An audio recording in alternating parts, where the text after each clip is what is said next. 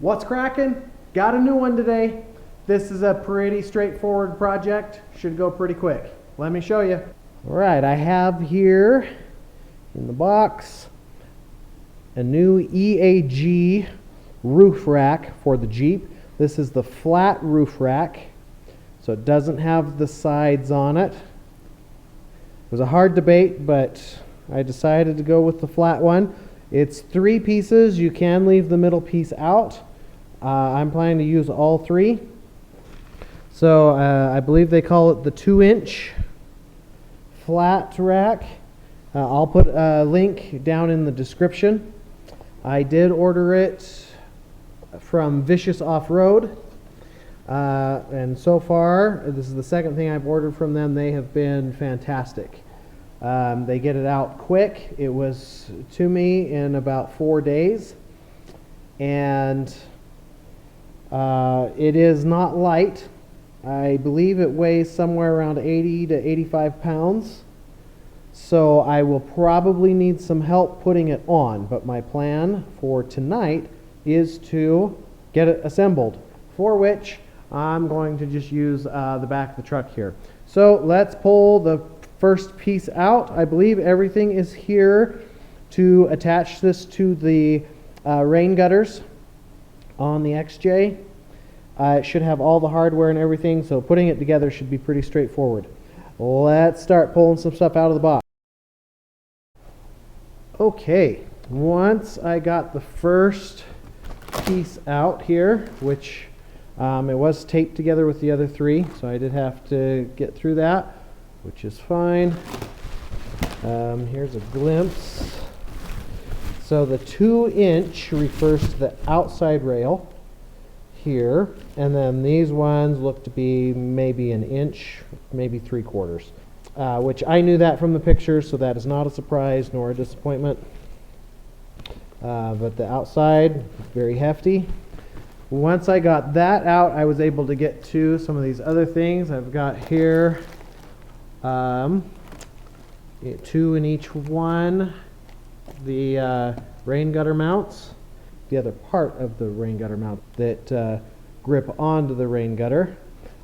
This set had come apart during shipping, so they were loose, but they should be like these underneath.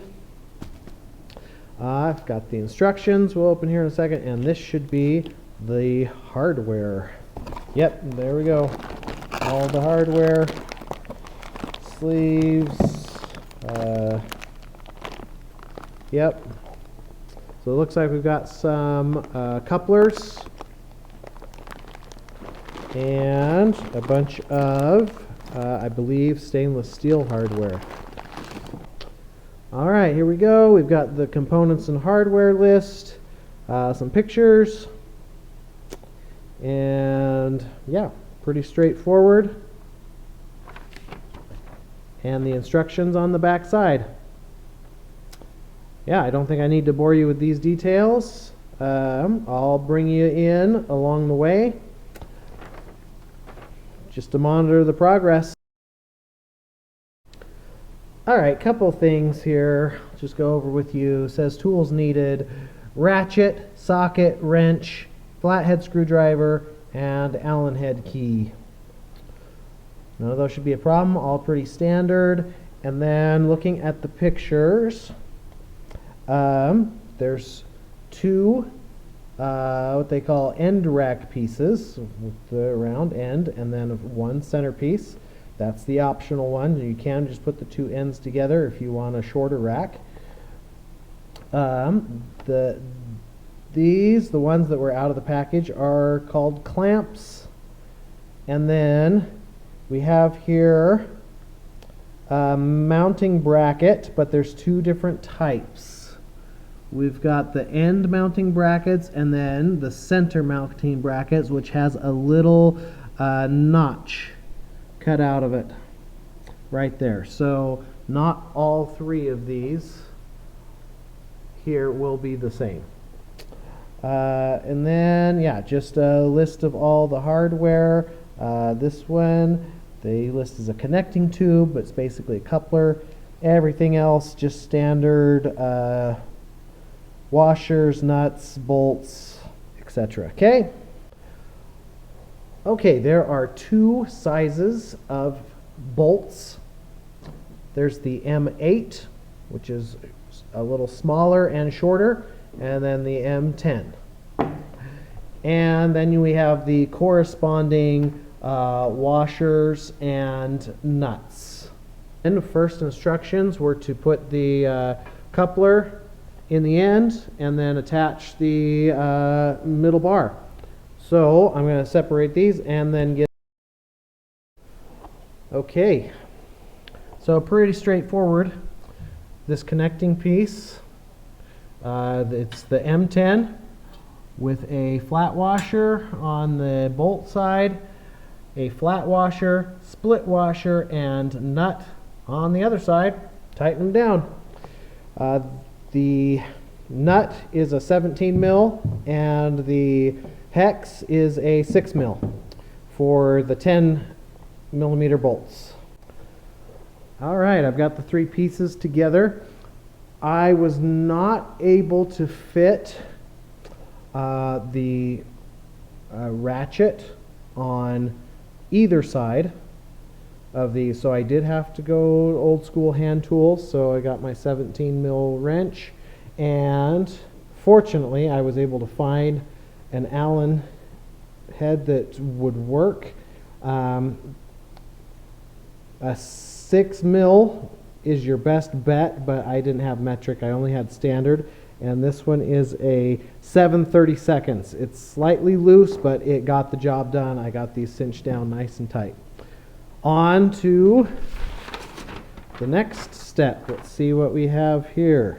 So it looks like what I'm seeing on here is that on the left side is the assembly and on the right side is installation. So next part of the assembly, step 2 here, which involves placing the rack on the Jeep. So I think I may be done for tonight because I'll need somebody to help me, because this is like 80 pounds by itself and just too awkward a position for one person.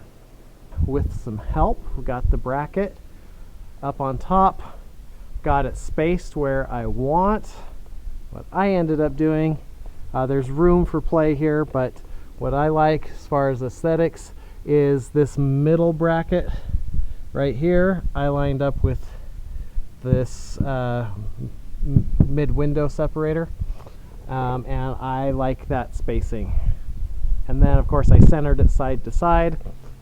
And so now, next instructions are take these brackets, put them underneath and start the bolts, but not tighten them because there is a little bit, if you can see, there's room for play on this, so we can get it adjusted just right. So yeah, we're just going to start some bolts. These ones, the nuts are welded onto the bottom on both sides, so we just have to start the bolts. So they get a split washer and a flat washer, and they are the M8s, which the hex is a 5. All right, between the two of us, my helper, who I believe is a little camera shy, we got it lined up to our liking, and then just like a wheel on a tire, I tightened one bolt at a time on each one. I went back, front, middle, and then on each side. So got all 4 tightened down. We like how it lines up front and back. So next step, and presumably the last step, is to put the clamp on this side and just bolt it down right here. So we've got it put on. It does go a lot better with 2 people. I highly recommend you get a second person to help. With the second person from the get-go, you could do it in probably about 90 minutes. Overall, I'm in this 2.5 hours maybe. I don't know, I wasn't totally keeping track. Same thing on these brackets. I went around, I tightened one down, I'd go to the opposite end so that if it pulled, I could pull it straight back. So I did the back, front, and then the middle. And then we did a little shake test and found that a couple of them were a little bit loose. So we had to loosen the brackets. One of us would kind of pull some weight down on it. That was me, because I'm the heavier one. And then the other one would tighten up a bolt and get it set. So we did that. We've now got all of them cinched down. It's on there nice and solid. So that one's done. Hold on a second. We're not quite done.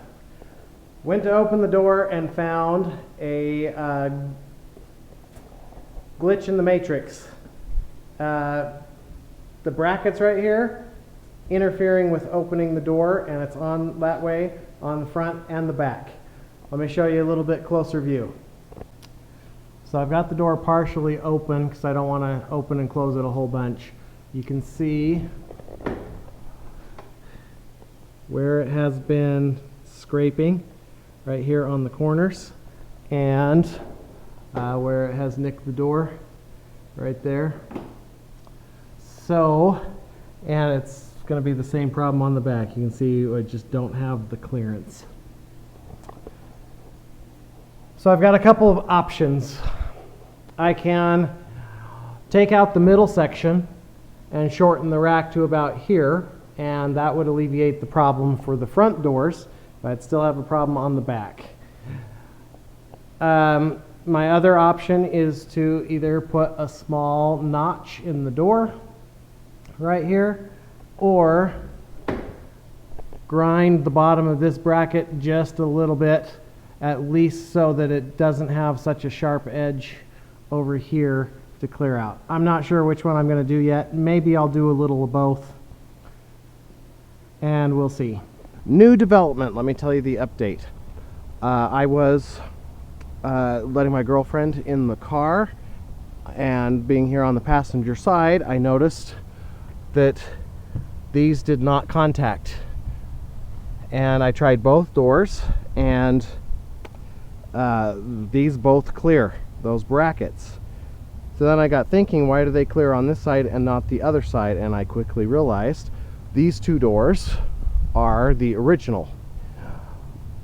If you recall from previous videos, I have replaced both of these two doors with ones from the junkyard. And when I put them on, even though they close really well, apparently they are a little higher than they are intended to be.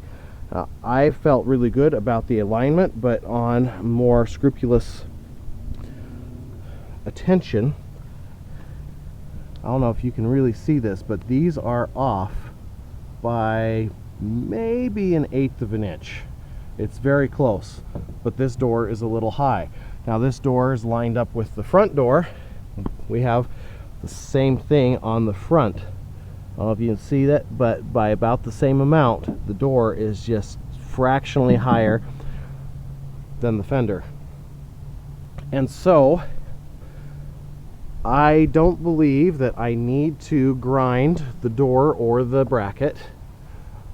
I think that if I just adjust these doors down that amount and line those up a little bit better, I believe they will clear.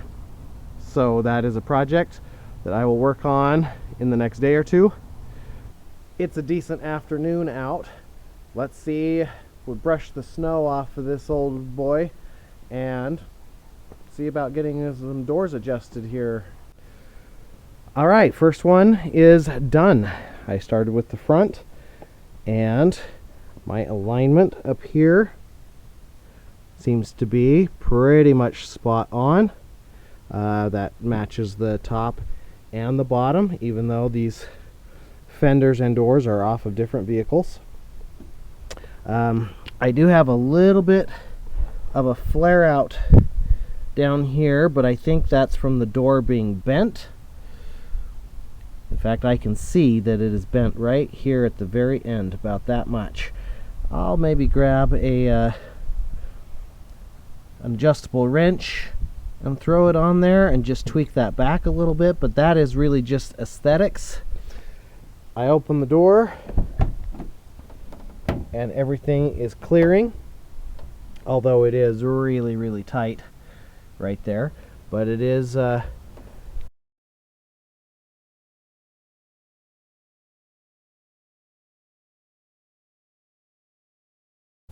clearing to my satisfaction. And up here, more importantly, I can shut and open the door without having to push down on it to get it to clear that bracket. So I do think that it still contacts ever so slightly, but it is not enough for me to worry about. So the door is shutting nicely. The rear door, the front is actually lining up pretty well. It just seems to be the back that's a little bit high. I'll make that adjustment, see if I can take a shim out or something, and I'll do that off camera. Now I can say that this job is officially done, and this time, thanks for watching.